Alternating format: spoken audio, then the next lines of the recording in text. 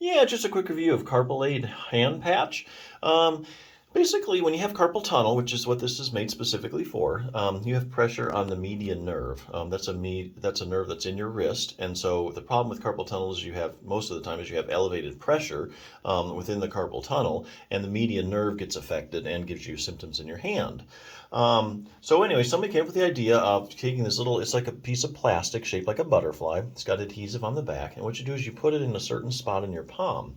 And so it's supposed to keep you from, I guess, basically putting further compression on the median nerve because it keeps your hand open. So that's the whole idea, keep your hand open while you're sleeping. You don't get pressure on the other end of your nerve, and so then you don't have the carpal tunnel symptoms. So interesting idea. I think this one, from what I gathered reading, it's kind of hit or miss. Some people use it and they're like, hey, this thing is fantastic. Other people are like, this didn't do anything for me. So I think it's definitely worth a try. It may work, may not. But, if you have carpal tunnel and you can't sleep, anything's really worth a try. Now, if you do have a carpal tunnel, there are some other things that you can do conservatively. The sore wrist solution here is books for people with sore wrist, but it has a lot of stuff for carpal tunnel. So let me show you a few other things you can actually do that might help your carpal tunnel. Starts off with anatomy, shows you how your wrist is made up. Lots of pictures if you're a visual learner. You really like it. There's no medical terms in here, or it's in layman's terms, so it's not really hard to read. Okay, increase wrist circulation. So the one thing is if you increase circulation to your wrist, increase blood flow, that always helps everything heal up. First thing you think of is, oh, a heating pad. That's really nothing groundbreaking. They show you actually how to make a heating pad out of a tube sock and some rice. But here's another thing you do: contrast therapy. That's where you use heat, and then you do cold, then you do heat, then you do cold. And so what this results in is this massive flushing effect, which really super increases the circulation and gets rid of toxins and stuff as the circulation goes in and out. So that's something you can do simply, and this shows you how you do that just in your sink using hot and cold water. Very easy to do. A few minutes, you just have that super flushing effect, and your wrist feels a lot better. Okay, decreasing wrist pressure. Like we said, the main problem with carpal tunnel, increase pressure in the carpal tunnel, getting that down. How can you do that? Well, there's surgery, of course, where they just release, this thing called the retinaculum, which is kind of over the wrist and keeps it kind of tight. They just kind of slice that and open it up, release the pressure. But hey, there actually is a technique you can use really quickly. Let me see if I can find it here. Ooh, I think I passed it up.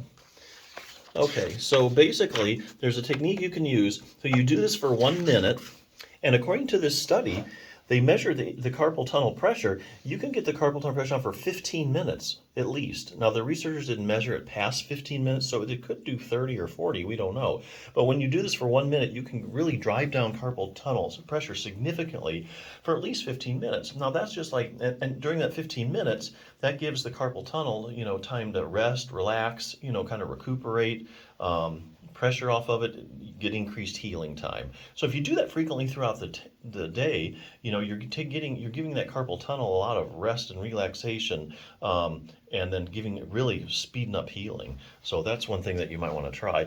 It's kind of like, if you have back pain and you rest your back, like you lay on your back with your feet up, that really drives down like the pressure in your back and the disc. That gives it your back time to catch up, to heal. If it's not being stressed, then healing can take place. So that's the whole idea of this. So let's see, there's relax your wrist. The heat will actually relax your wrist as well, the muscles and the tendon. But there's also a technique you can use with a simple tennis ball. You can do it on the table to kind of massage that and increase the circulation. That'll just feel good on your wrist. Here's the other thing I like. Unload your wrist joints. So if you have an overworked wrist or if you have carpal tunnel, this is going to take pressure off the wrist joints. It's a simple distraction technique you can use in sitting. And, even if you just have an overworked wrist, if you have arthritis in your wrist, arthritic joints just love distraction, and that's why you're basically use a certain technique and you're pulling the bones apart a matter of millimeters. And so when you do that, you take all the pressure off the little joints in your wrist. And here again, take the pressure off, everything has a chance to heal, kind of rest and recuperate. So there's also a wrist distraction technique you can use. So yeah, lots of other things you can do for carpal tunnel besides surgery. This is one of the more clever ones. I have never heard of that, so I thought it was real interesting. But yeah, definitely if you have carpal tunnel, give it a try.